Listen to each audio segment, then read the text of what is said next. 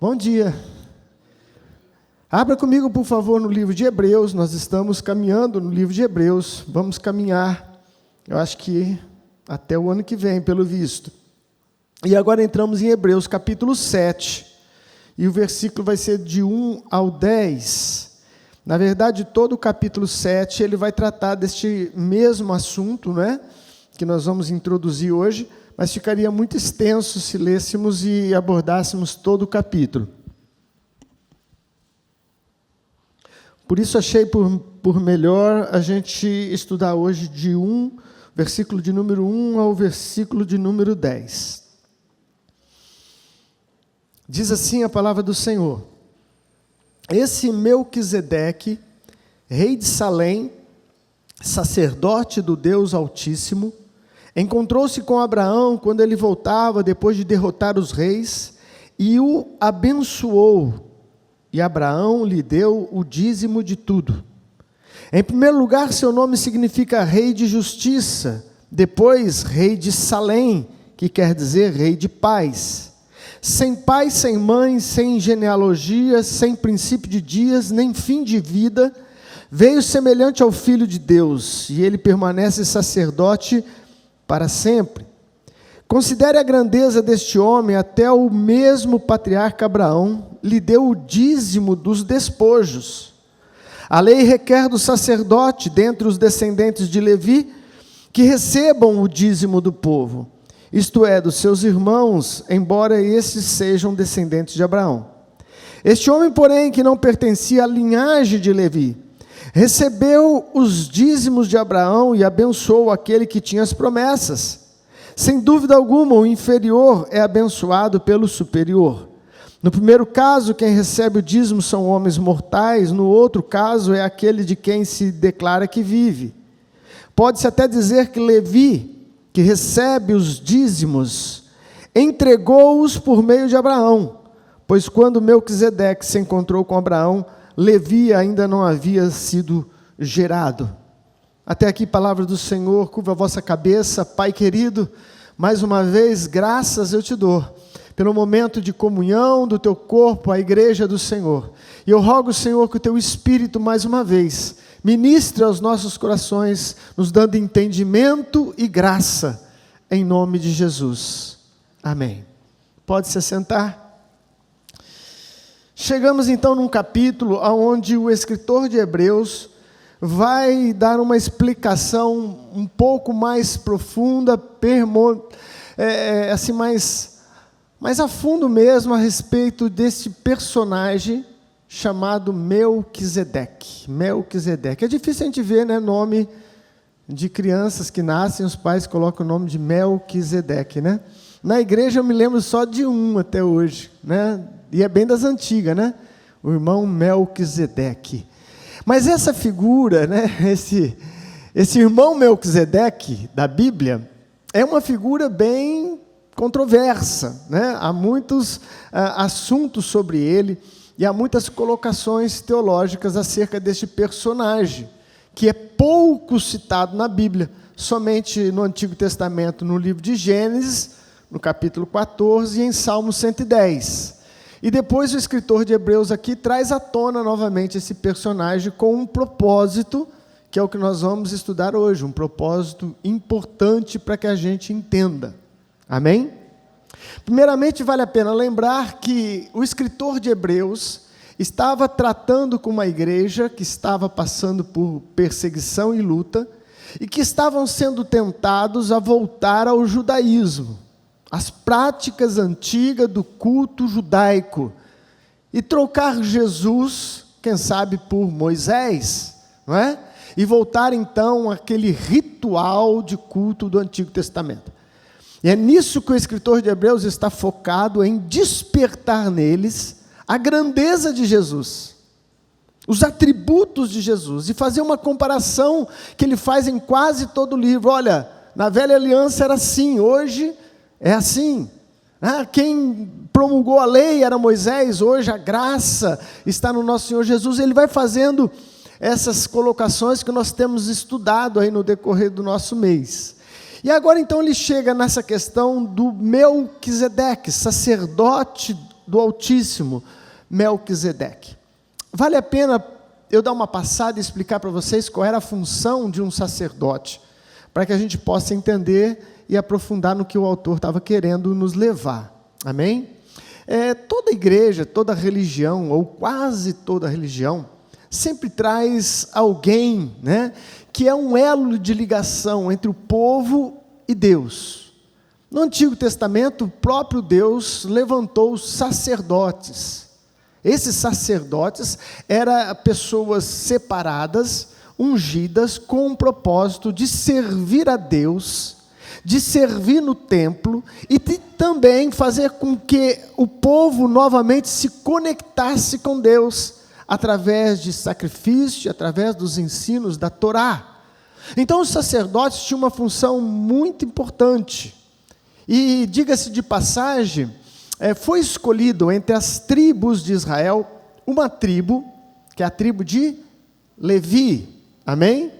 Isso é importante, gente, vocês saberem, porque se amanhã depois vocês ouvirem falar sobre esse assunto, vocês vão estar craques nesse assunto, né? Dominando sobre o assunto. Então, uma tribo toda foi destinada a serviço do templo, a serviço de Deus. E essa tribo era a tribo de Levi. É por isso que alguns usam os termos, eu sou levita, quando fazem parte do louvor, né? Eu sou levita do Senhor. Esse termo pode ser usado? Pode. Há pecado nisso? Não. Mas ele não se encaixa muito bem com a função de um levita. O levita, ele não só cantava.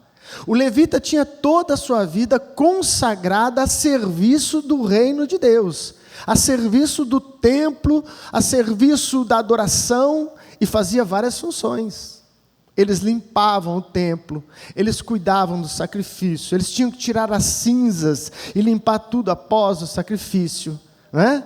Eles desmontavam o tabernáculo, quando era tabernáculo ainda, né, que eram tendas, e depois montavam novamente quando chegava no outro lugar. Então, ser levita é mais do que tocar, viu, gente? Ser levita, segundo os princípios bíblicos, envolve um serviço muito mais extenso e completo, né? Mas, dito isso, eles eram convocados a partir dos 30 anos de idade. Um homem, né, da tribo de Levi, quando completava 30 anos de idade, ele era como que um alistamento militar que a gente tem hoje aqui. A gente tem um alistamento militar aos 18 anos, né? Todo homem tem que se alistar para ver se vai servir o exército ou não. E lá, com 30 anos, eles também tinham que se alistar para servir no templo. Aí sim, não era facultativo, não era opcional, era realmente uma convocação, porque toda a tribo de Levi foi separada por Deus com esse ofício. Com esse ofício.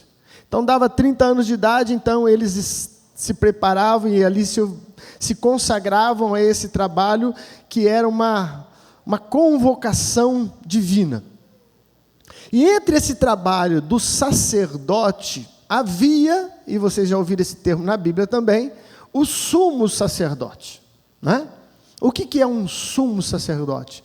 É aquele que está acima dos outros, né? É um super sacerdote, é aquele que exerce uma função maior, o líder maior dos sacerdotes. E essa posição de sumo sacerdote, ela não era também perpétua, era uma eleição feita de ano em ano. Então, de ano em ano, se mudava o sumo sacerdote. Ok? Deu para aprender um pouquinho do sacerdote? E é o sumo sacerdote, continuando essa explicação, que tinha uma das funções mais importantes do sacerdócio do Antigo Testamento. Qual era essa função? Ele entrava em um lugar chamado Santo dos Santos, ou Lugar Santíssimo, somente uma vez por ano. E ali ele fazia propiciação pelo pecado do povo todo.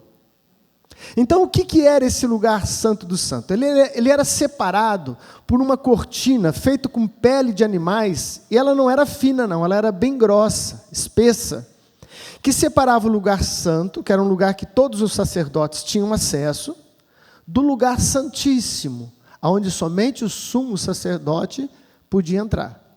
E o que tinha de tão especial ali dentro? Tinha a Arca da Aliança, que foi também uma ordem dada pelo Senhor que construísse essa arca, e tem lá várias especificações de como ela tinha que ser construída, mas só passando por alto aqui, ela era revestida toda de ouro. Ela tinha 2 querubins que ficavam em cima da tampa, que era chamada de propiciatório. E esses querubins, eles se encontravam às pontas das asas, era como se eles estivessem dando uma cobertura àquele objeto chamado a Arca da Aliança. Essa Arca da Aliança é aquela que como que chama lá o filme que procurou a Arca da Aliança? Indiana Jones. Ele está procurando até hoje, né? Ele não achou ainda. Mas a suposta procura era por essa arca, porque essa arca é interessante também. Ela some da história do Antigo Testamento depois e ninguém mais fala dela. Aí fica toda a especulação possível, né? Que ela está em algum lugar, que ela está enterrada, que ela está no túmulo de não sei de quem, e aí vai. Mas esse não é o foco principal. O foco principal é que este lugar, chamado Santo dos Santos, era um lugar onde Deus se manifestava. Ali, a presença de Deus era maravilhosa, intensa, indescritível. Ali era um lugar onde Deus se manifestava de forma, não posso dizer plena, nem total, mas que se manifestava de uma forma especial. Isso eu posso dizer, de uma forma especial. Então esse sumo sacerdote pegava num sangue de um cordeiro sem mácula, e então ele aspergia o sangue no propiciatório, na tampa dessa arca, e com isso ele fazia expiação pelo pecado do povo, E ali a presença de Deus enchia aquele lugar. Tem uma música que a gente cantou muito, né? A tua fumaça me encobre, só os teus olhos me veem. É uma suposta analogia àquele ambiente ali. Por quê? Porque tinha ali os candelabros, e o ambiente ficava realmente bem enfumaçado ali dentro, né? Então, nessa poesia cantada, o autor ali imagina que aquela fumaça impedia o sumo sacerdote de ver Deus, mas que Deus se fazia tão presente ali, tão forte, que era como se, literalmente, Deus estivesse ali, pessoalmente, naquele lugar. E a coisa era tão profunda, tão importante e tão séria, que não se sabe exatamente a partir de que tempo isso foi adotado, né? Mas passaram a adotar uma forma de caso alguma coisa desse errado lá dentro, tirar o sacerdote de lá de dentro, sem que alguém precisasse entrar lá dentro. Então amarrava-se uma corda na cintura do sacerdote com uns sinos. Então, enquanto eles estavam ouvindo os sinos fazerem barulho, quem estava para o lado de fora falava: opa, o sacerdote está lá, está tudo bem com ele. Mas se os sinos parassem de bater por um período muito longo, então eles puxavam o sacerdote pela corda, para tirar ele daquele lugar chamado Santíssimo. Porque a ideia é, qualquer um que entrasse de forma despreparada, impura, também morreria ao entrar. Então você imagina a cena, né? O sacerdote morreu, o sumo sacerdote lá dentro, entra um outro para tirar o sumo sacerdote, morre também, e assim sucessivamente, né? Ficaria uma coisa até hilária, né? Se não fosse trágica. Mas então adotaram esse sistema, porque provavelmente algum sumo sacerdote pode ter sido que morreu lá dentro.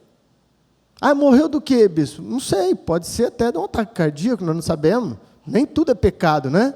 Porque o sumo sacerdote tinha que ser alguém já bem ancião, alguém que tinha experiência e etc. Não poderia ser um menino de 30 anos que começou o sacerdócio e já virar um sumo sacerdote.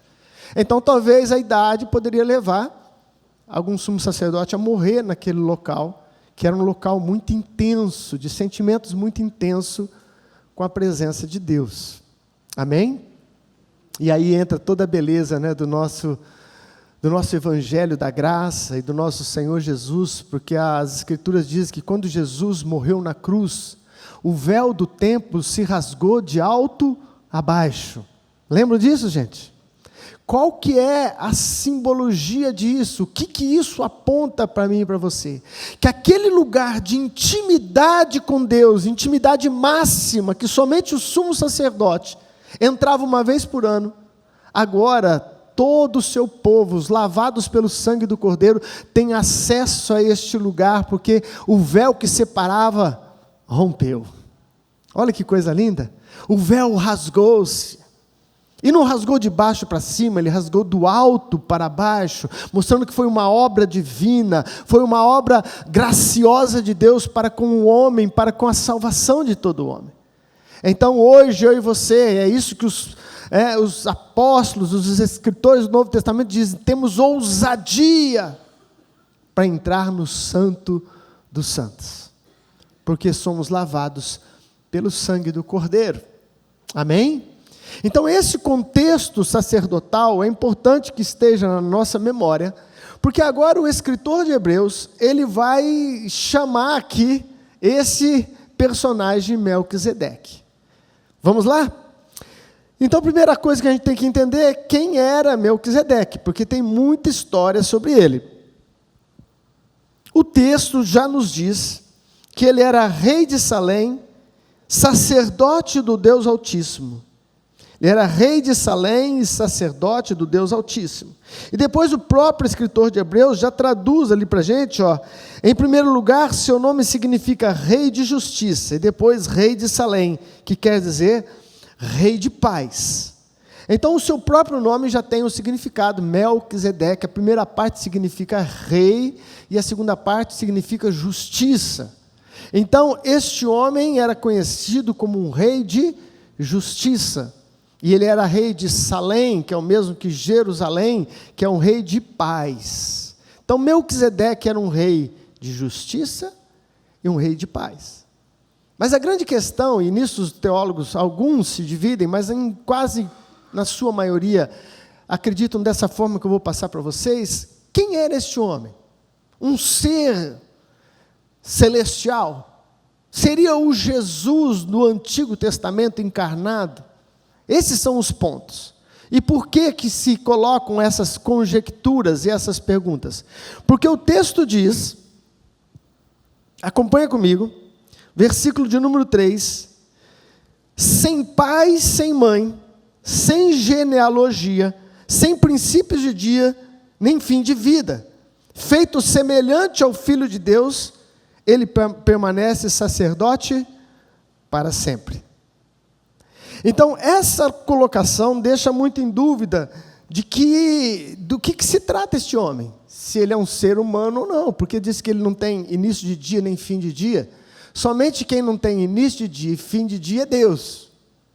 Mas aí que entra a questão. A interpretação correta é que o que o escritor está querendo dizer é que ele não é contado a sua genealogia.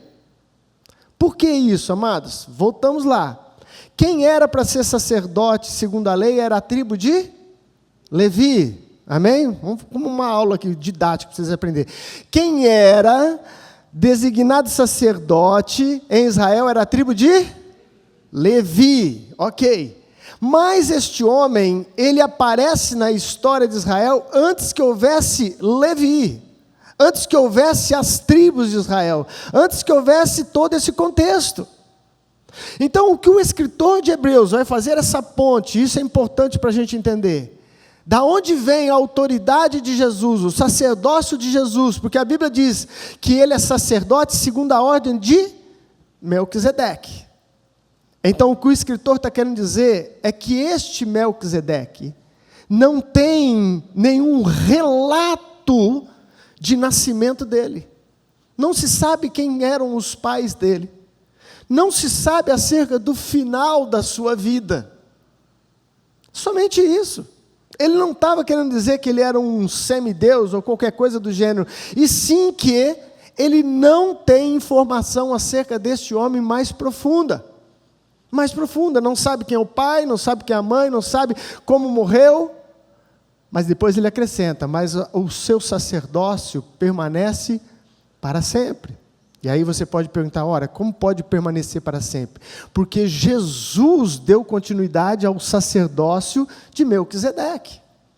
E Jesus é sacerdote para toda a eternidade. Portanto, esse sacerdócio de Melquisedeque permanece para sempre. Mas ele era um homem que existiu no Antigo Testamento. Provavelmente ele era alguém descendente ali dos filhos de Noé, não é? Acredita-se que sim. E ele é alguém que viveu, e era rei, e era sacerdote. Agora sim, então por que o escritor de Hebreus traz à tona esse personagem chamado Melquisedeque? Porque ele é uma tipologia do Cristo que viria. Porque até então, não se podia no Antigo Testamento ser rei e sacerdote. Lembra daquela passagem que Uzias, que era rei, tentou fazer papel de sacerdote e ficou leproso? Por quê? Porque não lhe era permitido o serviço sacerdotal, e sim somente o serviço que cabe ao rei. Até então era separado, mas Melquisedeque, diz o texto, que ele é rei e sacerdote. Por quê? Porque ele estava apontando para aquele que viria, Jesus Cristo, nosso Senhor, que é rei e sacerdote. Que é rei e sacerdote. A igreja está conseguindo absorver isso comigo? Amém? Portanto, o escritor de Hebreus está aqui trazendo uma tese, reforçando acerca do sacerdócio de Jesus Cristo. Agora, uma pergunta que cabe a gente pensar: por que ele trouxe isso à tona? Quem sabe, ali na igreja dos Hebreus, estivesse algum murmúrio acerca dessa autenticidade do sacerdócio de Cristo. Eles poderiam estar questionando, mas Cristo não é da tribo de Levi. Por que Jesus Cristo é sacerdote? Quem é esse Jesus Cristo? E de fato, Jesus Cristo não era da tribo de Levi. Nós sabemos que Jesus Cristo é, humanamente falando, da tribo de Judá, mas que também foi gerado pelo Espírito Santo de Deus. Por isso que o escritor de Hebreus, ao trazer à tona Melquisedeque, ele está dizendo, olha, existe uma linhagem superior à dos levitas, que é a linhagem proveniente de Melquisedeque. Melquisedeque. E Jesus é sumo sacerdote diante desta ordem superior, que é a ordem de Melquisedeque. Amém? Depois ele vai fazer essa transição, nós vamos ver isso no próximo culto, dessa colocação de Melquisedeque e Jesus. Mas é importante definir isso, amados, porque vocês vão ouvir aí na caminhada de vocês muito assunto sobre este homem, Melquisedeque, né? E aí, pessoas que confundem tudo, pessoas que podem colocar argumentos que não são verdadeiros, confundir a tua mente, mas a Bíblia é muito clara e ela se explica. Hebreus está aqui para explicar a origem deste homem e a sua função. Amém? Mas é lógico que a Bíblia foi escrita para mim e para você hoje, não é? Ela não foi escrita só para nos trazer informações, mas para trazer vida e vida com abundância. Por isso eu quero tirar 3 aspectos importantes e práticos desse texto, para a gente absorver em nome de Jesus. O primeiro deles, hoje talvez nem precisaria da palavra de oferta, porque eu preciso tocar nesse assunto, que é a questão do dízimo. Não é? Por quê? Porque o texto diz, e esse texto que ele cita está lá em Gênesis, depois se você quiser você confere, Gênesis 14, que é essa passagem aqui, exatamente como o Hebreus está descrevendo. Que Abraão voltou da guerra, ele fez uma guerra para libertar Ló, não é? O seu sobrinho, e quando ele volta, ele se depara com este homem, Melquisedeque. Reconhece nele uma autoridade espiritual maior do que a dele, por isso que Hebreus diz, o menor é abençoado pelo maior. E ao reconhecer essa autoridade de Melquisedeque, o que a Bíblia diz? Que Abraão deu o dízimo de tudo. Abraão deu o dízimo a um sacerdote chamado Melquisedeque. E aqui é um ponto importante acerca do dízimo para a gente compreender e deixar isso sacramentado nos nossos corações. Porque as pessoas que militam contra o dízimo, ou que pregam contra essa prática cristã, alegam que o dízimo pertence à lei. Que o dízimo pertence à lei, e hoje nós estamos na graça de Deus, e não estamos mais debaixo da lei. Mas o que nós temos que entender, e este é o ponto, que Abraão deu o dízimo a Melquisedeque, e este tempo é um tempo que antecede a lei que veio de Moisés. Antecede a lei que veio de Moisés. Da onde surgiu este contexto no coração de Abraão, né, de dar o dízimo? Quem foi que ensinou a ele acerca do dízimo? Porque não havia ainda lei. Ainda não estava sacramentado. Logo a gente entende que a lei de Moisés acerca do dízimo foi uma regulamentação daquilo que já ocorria de forma natural. Da onde surgiu? Surgiu da própria graça de Deus colocada no coração do homem. Da própria sabedoria divina que vem de encontro à nossa, para que a nossa vida seja frutífera. Portanto, não existe nenhuma conexão de dízimo com lei. O dízimo existe antes da lei. Antes da lei. E qual a importância disso? A importância é que é algo que já estava acontecendo antes que houvesse uma legislação para apoiá-la. O que eu quero dizer para você é que isso já veio do início, quando Deus fez o homem, e provavelmente a partir daí, este princípio de honra, este princípio da 10ª parte, já foi introduzido no coração do homem. Porque quando a gente vê lá em Gênesis, Abel e Caim, você vê que eles tinham um princípio de oferecer a Deus uma oferta. Da onde que surgiu isso, se não tinha também uma lei e alguém que falasse sobre isso? Isso a gente chama também deste fator Melquisedeque. Fator Melquisedeque. Que coisas extraordinárias acontecem em culturas que nem sequer o Evangelho de Jesus Cristo chegou lá. Mas, por incrível que pareça, eles têm uma fé semelhante à nossa, em um Cristo semelhante ao nosso. Porque Deus, na sua onisciência e graça, tem colocado no coração de toda a humanidade a sua perfeita vontade. Posso ouvir um amém? Portanto, meu querido, dízimo é algo que acrescenta a nossa vida e traz honra ao nosso Criador. Provérbios capítulo 3, versículo de número 10. Põe aqui para mim, João. Provérbios 3:10, talvez você já tenha de cor esse texto, que diz: honra o Senhor com os primeiros frutos da sua plantação. Portanto, o princípio de dizimar começa e está completamente interligado à questão de honra. A questão de honra. Por que eu devo ser um dizimista? Porque quando eu separo aquilo que o Senhor me deu e o trago para uso do reino de Deus, eu estou honrando o Deus da seara. Eu estou honrando o Deus Todo-Poderoso. Ai, bispo, é obrigado a dar o dízimo? É lógico que não. É lógico que não. É obrigado a dar oferta? É lógico que não. Todos os nossos atos de fé, se não estiver envolvido com o coração, com um desejo sincero de praticar, meu irmão, tudo que é imposto com peso de maldição, não tem efeito nenhum sobre as nossas vidas. Ah, se você não der, como a gente ouve muito por aí, o devorador vai devorar as suas finanças. Ah, o inimigo vai comer o fruto do seu trabalho. Há textos que podem ser usados para argumentar este bichão chamado aí devorador, este dragão com a boca aberta, não é? Mas você não pode, você não deve começar uma prática de ser um dizimista fiel com medo do devorador. Esse é o ponto, com medo da perda. Nós temos que inverter esse processo. Nós temos que inverter esse jogo.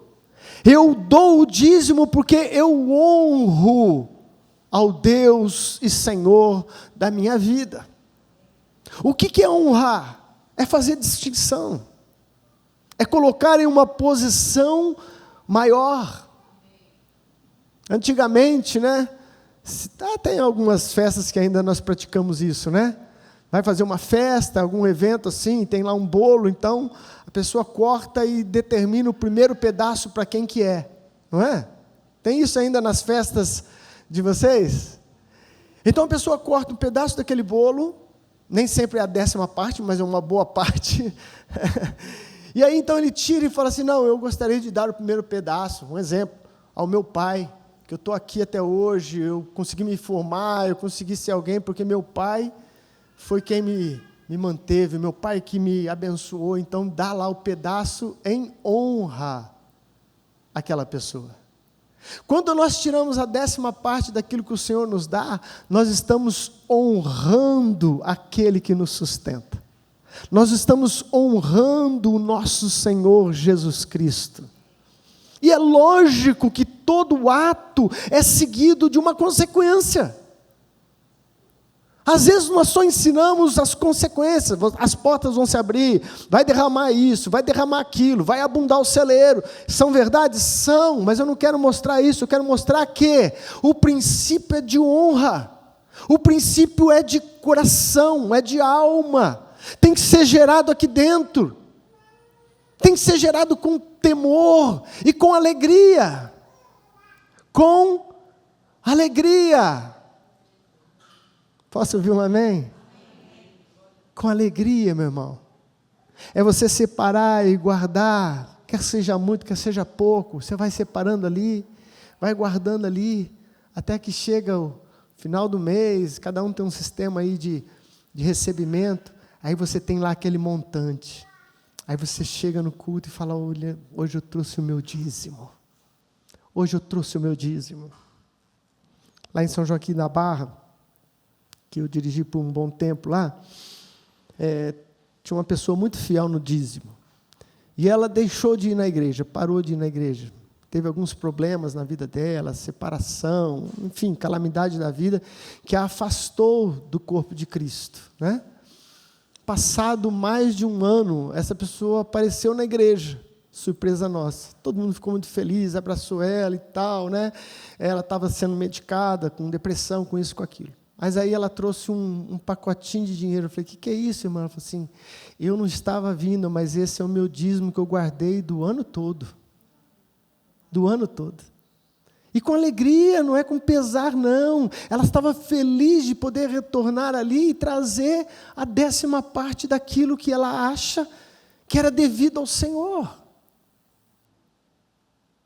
A segunda função importante do dízimo, nós não podemos deixar de falar, é um dos propósitos que Deus assim o instituiu, que está lá em Malaquias capítulo 3, versículo de número 10. Ele fala, trazei os dízimos à casa do Senhor, para que haja mantimento em minha casa. Deixa eu te explicar o contexto disso. Qual era a tribo sacerdotal? Ah não, está fraco, gente.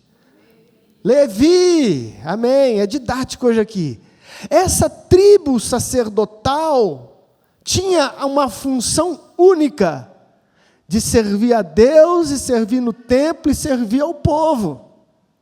Portanto, eles não recebiam a herança da terra, eles não recebiam pagamento da herança, eles estavam verdadeiramente, de forma total, na dependência do sustento de Deus. Na dependência do sustento de Deus.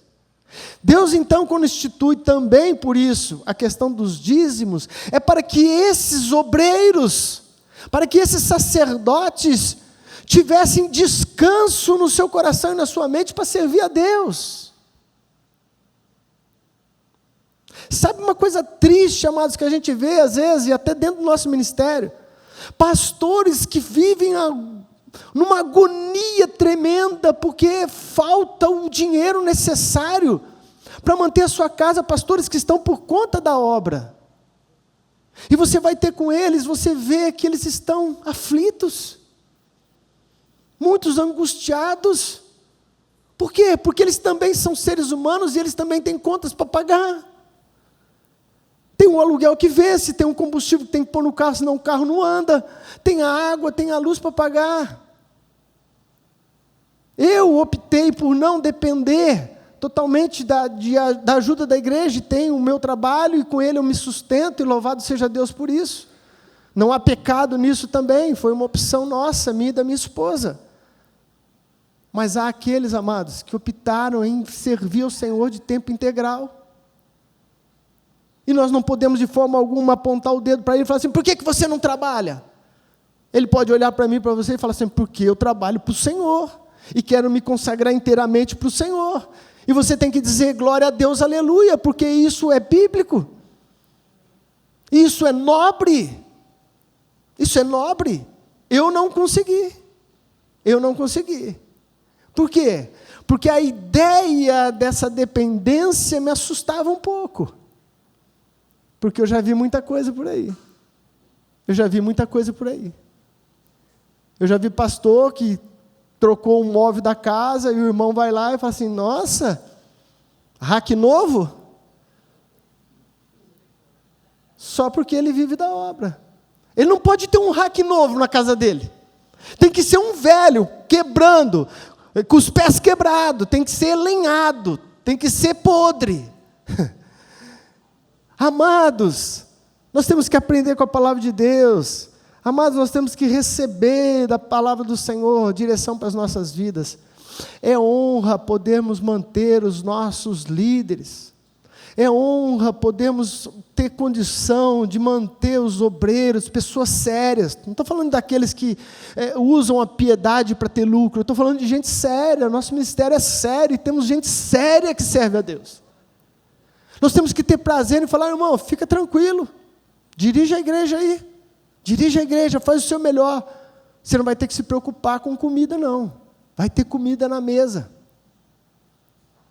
Vai ter sim. Essa era uma das funções dos dízimos, para que os sacerdotes tivessem provisão.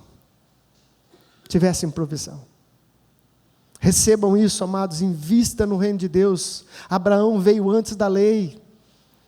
Deu lá o seu dízimo a Melquisedeque, um sacerdote. Não havia lei que o obrigava, mas havia um princípio estabelecido sobre toda a humanidade. Dai ao Senhor o que é do Senhor.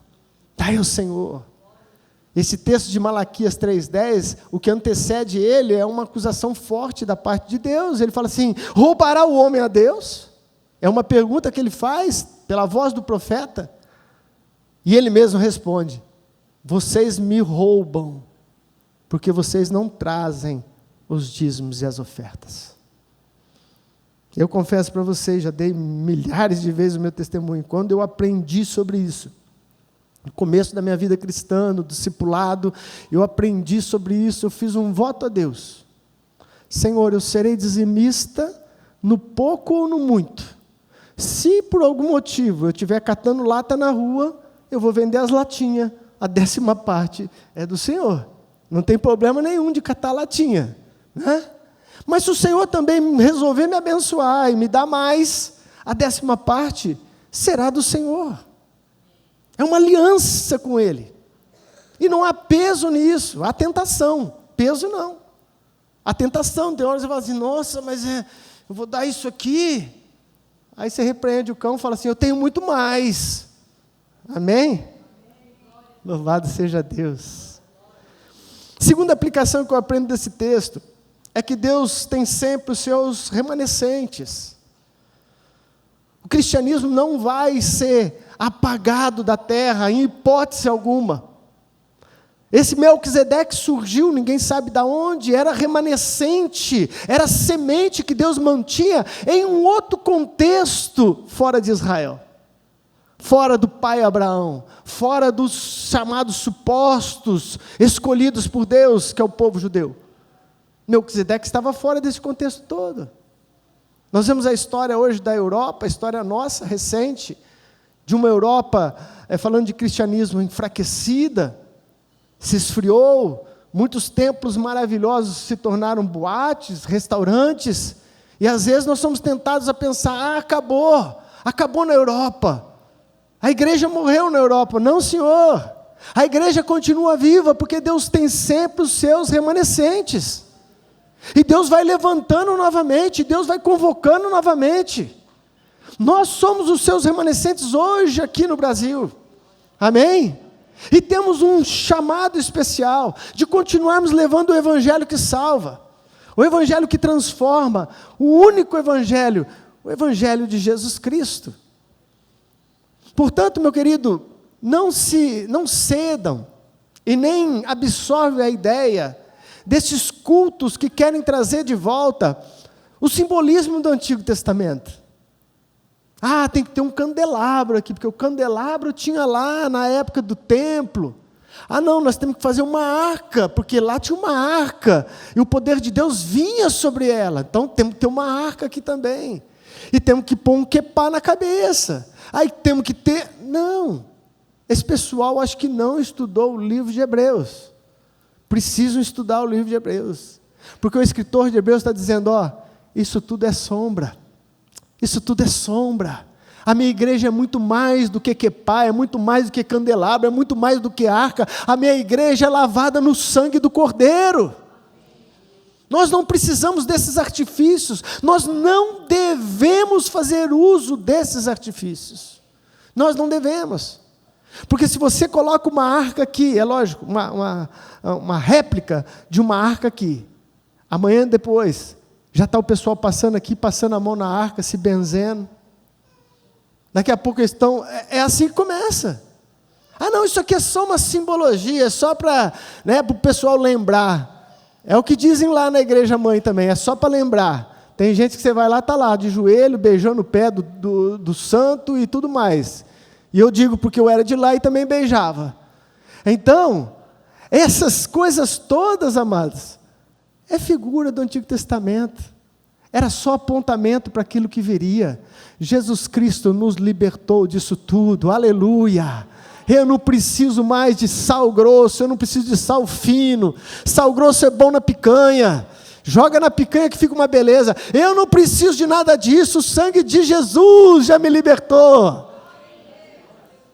Se o sangue dele não basta, meu irmão, então nós estamos perdidos. Se o nome dele não é suficiente, então nós estamos reféns. Portanto, Deus tem sempre levantado os seus remanescentes. Melquisedeque era um deles. E para terminar, a terceira aplicação prática para as nossas vidas. O acesso a Deus é pelo Filho de Deus. O acesso é por Jesus Cristo, o nosso Senhor. E é isso que o escritor de Hebreus está trabalhando com aquele povo. Não volta não.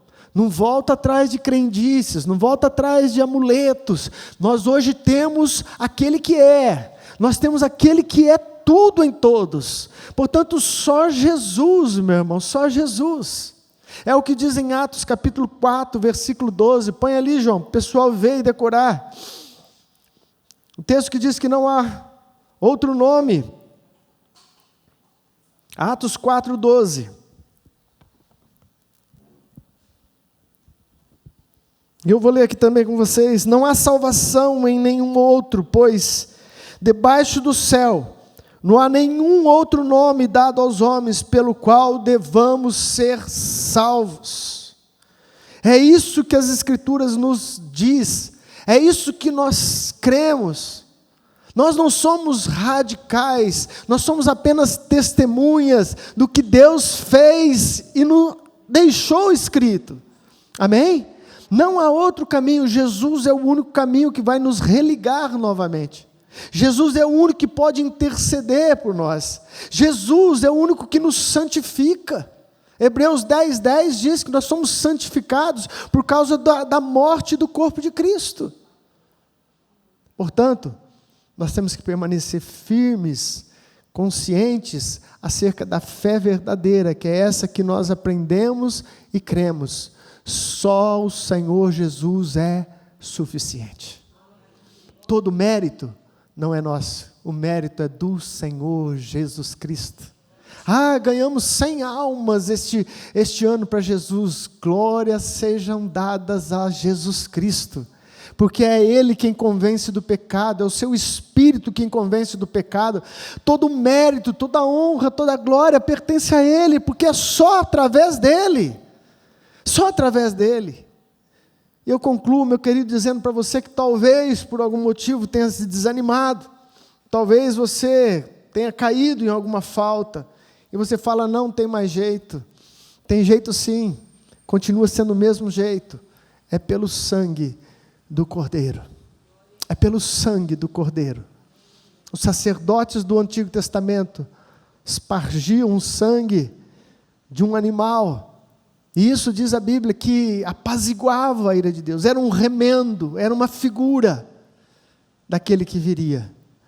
Mas quando João Batista viu Jesus chegando para o batismo, como eu gosto daquele texto, como eu me identifico com ele. Ele apontou para ele e falou assim: eis o Cordeiro de Deus que tira o pecado do mundo.